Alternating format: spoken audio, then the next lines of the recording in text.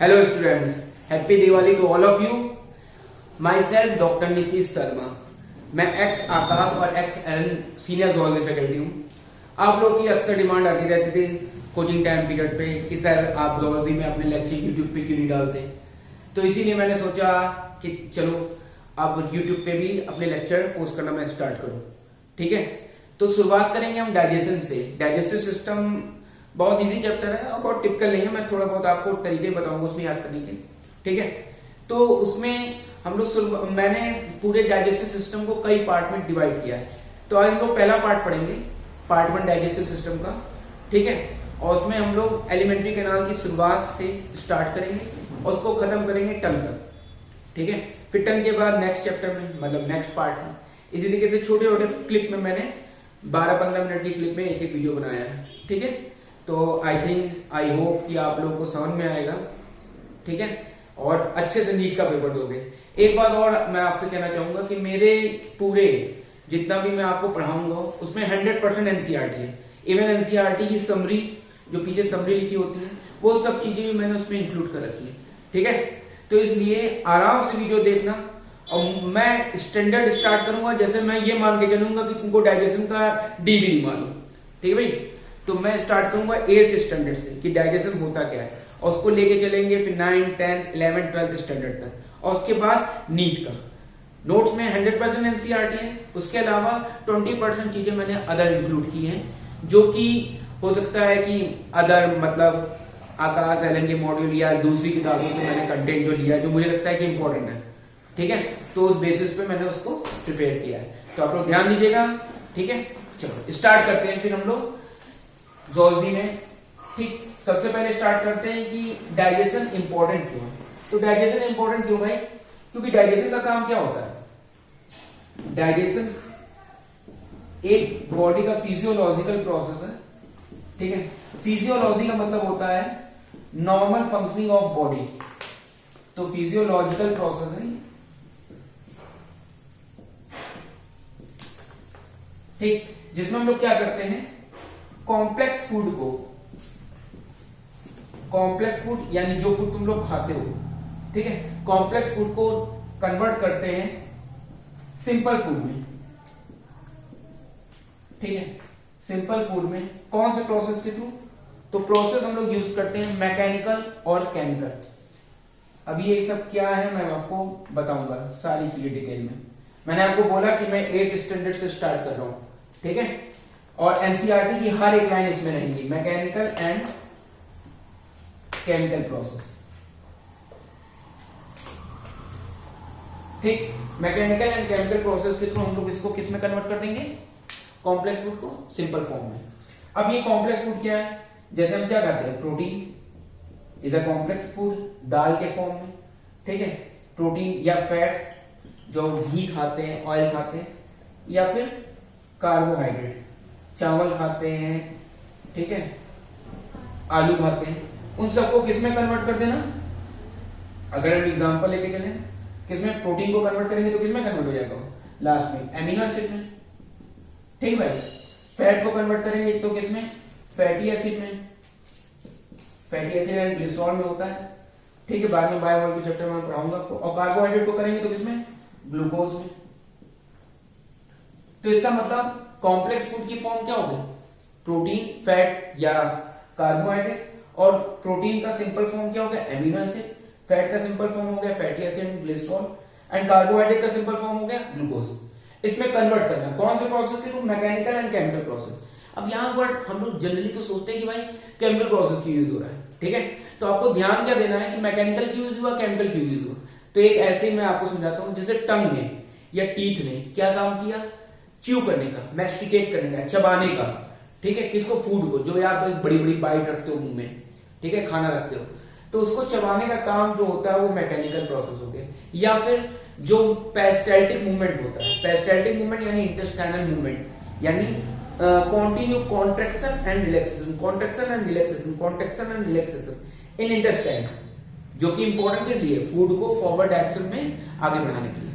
ठीक है, तो मैकेनिकल प्रोसेस तो ये हो गया. केमिकल का मतलब क्या होगा? डिफरेंट टाइप के एंजाइम्स जो उस पर वर्क करते हैं फूड पर, that is a chemical process.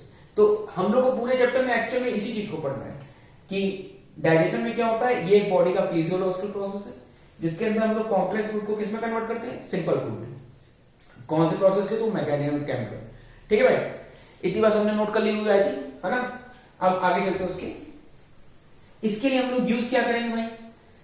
तो अच्छा, पहले तो हम लोग क्या क्या खाते हैं, न्यूट्रिएंट क्या खाते हैं हम लोग, उसको देखते हैं।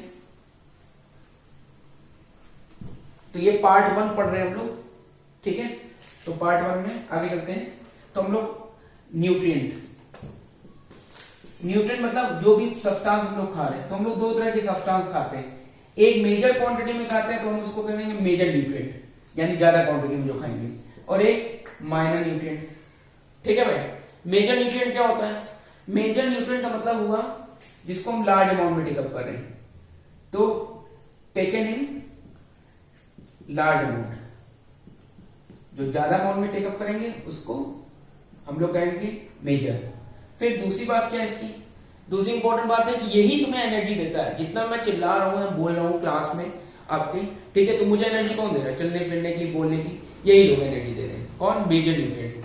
ठीक है, तो ये क्या करते हैं, प्रोवाइड एनर्जी।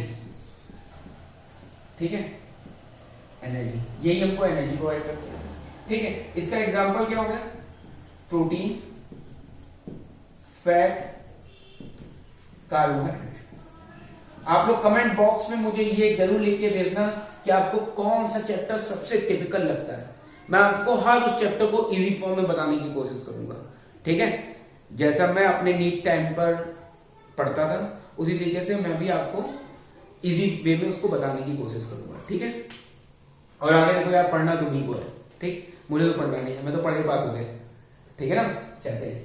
तो अब माइनर पे आते हैं। तो माइनर में क्या होता है भाई, वो चीजें जो हम लोग स्मॉल अमाउंट में यूज करें, तो taken in small amount, small amount में जिसको हम लोग यूज करते हैं। ठीक है बेटा, दूसरी बात क्या होगी, ये जो रहेगा ये हमको एनर्जी प्रोवाइड नहीं करते हैं, तो नेवर प्रोवाइड एनर्जी। तो सवाल ये है कि हम लोग ले क्यों रहे हैं इसको। तो हम लोग जैसे विटामिन, ठीक है, जैसे मिनरल्स, तुमने नमक खाया तो नमक एनर्जी थोड़ी प्रोवाइड कर रहा है तुमको, या तुमने सैलेड खाया तो सैलेड तुमको एनर्जी थोड़ी प्रोवाइड कर रहा है, लेकिन वो हमारी कहीं ना कहीं फिजियोलॉजिकल प्रोसेस के लिए इंपॉर्टेंट है।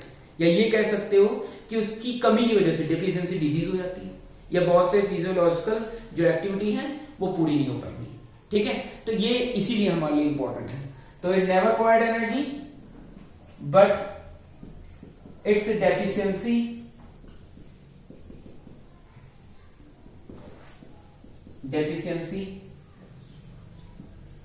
causes disease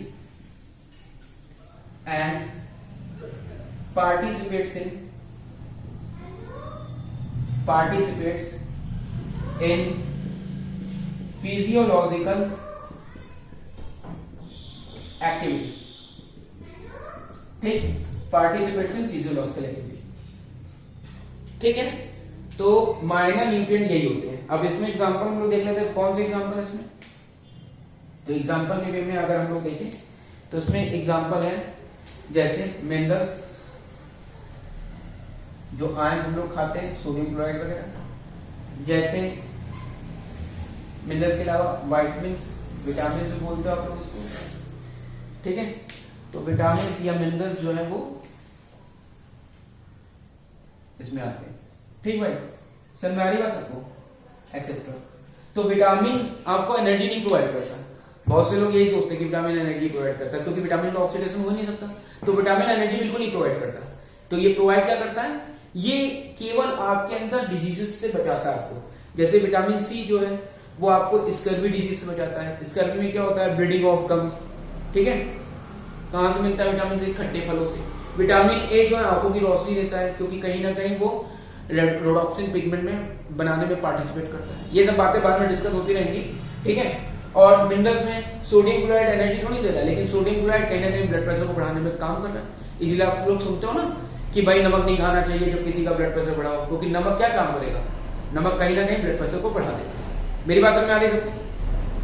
ठीक, अब इसके आगे करते हैं। तो ये न्यूट्रिएंट होते हैं जो हम लोग न्यूट्रिएंट टेकअप करते हैं अपने फूड के साथ। ठीक है बेटा, अब आगे चलते हैं इसमें एलिमेंट्री कैनाल पर। तो पूरे डाइजेस्टिव सिस्टम को हम लोग दो पार्ट में डिवाइड करते हैं। एक होता है एलिमेंट्री कैनाल, तो digestive system divides into two part. पहला होता है एलिमेंट्री कैनाल,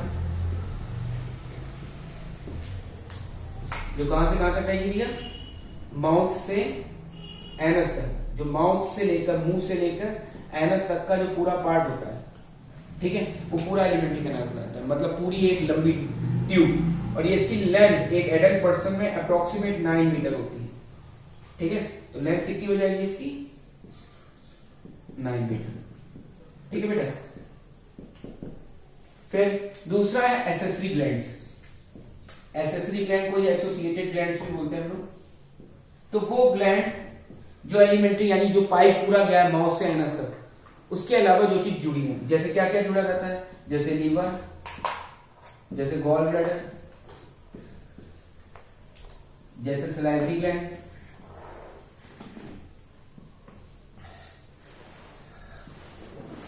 सलाइवरी ग्लैंड, जैसे पेनक्रियास एक्सेट्रा, ठीक है। तो ये क्या कहलाते हैं, ये एसेसरी ग्लैंड कहलाते हैं, यानी को हम लोग एसोसिएटेड ग्लैंड बोलते हैं। तो डाइजेस्टिव सिस्टम में हम लोग पहले एलिमेंट्री कैनाल को पूरा पढ़ेंगे, यानी माउथ से एनस तक की पूरी एनाटॉमी। अच्छा, एनाटॉमी क्या होता है, एनाटॉमी का मतलब होता है जो भी स्ट्रक्चर हम लोग पढ़ते हैं, ठीक है, उनको हम लोग एनाटॉमी बोलते हैं।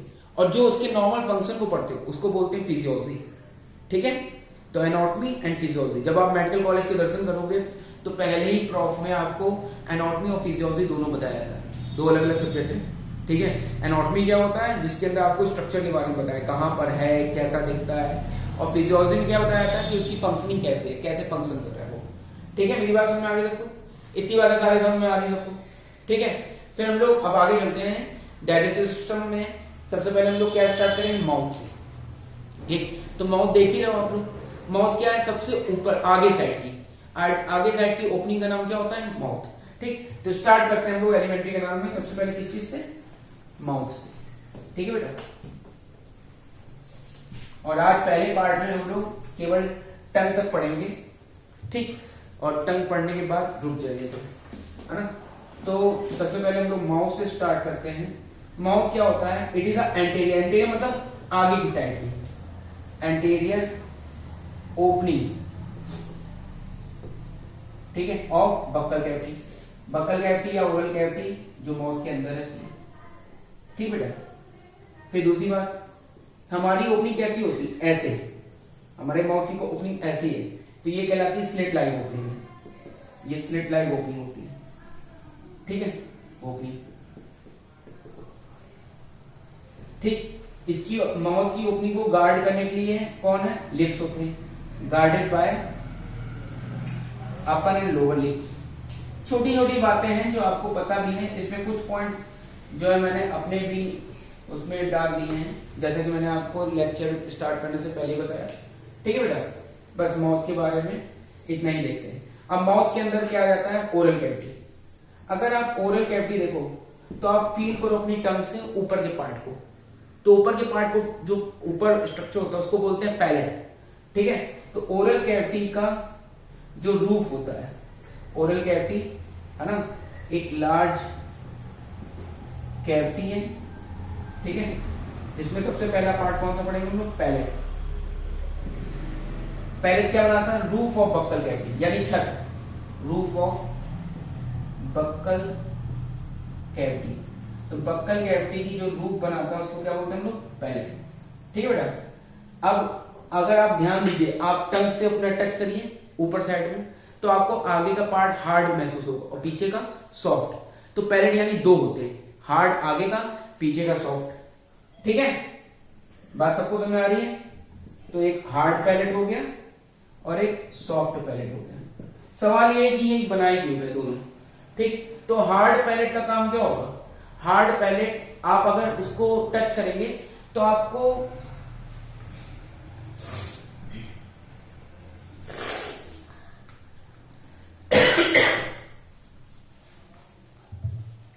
आपको आगे साइड में ऐसे उभार दिखाई देंगे। अगर आप छोटे बच्चे जो 1 साल 2 साल के बच्चे होते हैं उनके में ये उभार देखिए, 5 साल तक के 7 साल तक के बच्चों के ये उभार बहुत प्रोमिनेंट होते हैं। और पीछे सॉफ्ट पैलेट यूं रहता है जिसपे यूं लटकता हुआ एक स्ट्रक्चर रहता है, ठीक है। तो अगर हम सोचे कि ये हो गया हार्ड पैलेट, ठीक बेटा, ये हो गया सॉफ्ट पैलेट।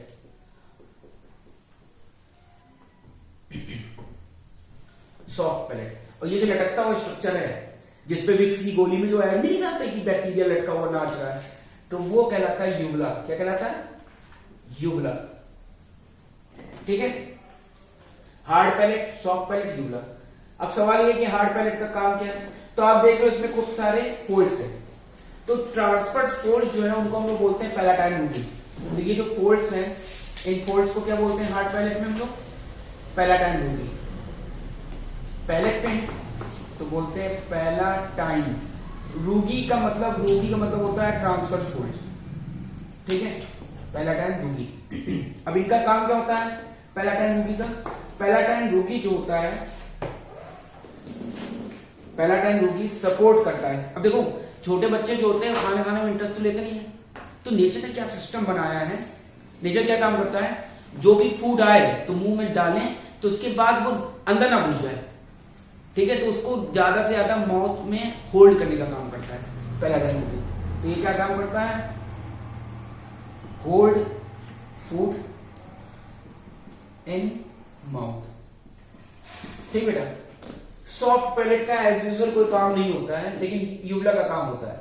यूवला क्या काम करता है? जब आप फूड को डिग्रेडेट करते हो, सोलो करते हो, यानी निगलते हो जब, ठीक है, तो उस टाइम पे यूवला का काम क्या होता है? यूवला पीछे की इंटरनल नॉस्ट्रिल को क्लोज कर देता है, पीछे की इंटरनल नॉस्ट्रिल को क्लोज कर देता है, ठीक है। तो यूवला का काम क्या होता है? It closes internal nostril. Internal, अब इंटरनल नॉस्ट्रिल क्या होता है? जो बाहर साइड की ओपनिंग्स है, नाक की बाहर साइड की जो ओपनिंग है, ठीक है, वो जो है उनको अंदर साइड में जो ओपनिंग रहती है उसको क्लोज करने का काम करता है, ठीक है। तो इंटरनल नॉस्ट्रिल का यही काम होता है। इंटरनल नॉस्ट्रिल जो होता है अंदर की साइड की ओपनिंग है, तो it closes, uvula closes internal nostril during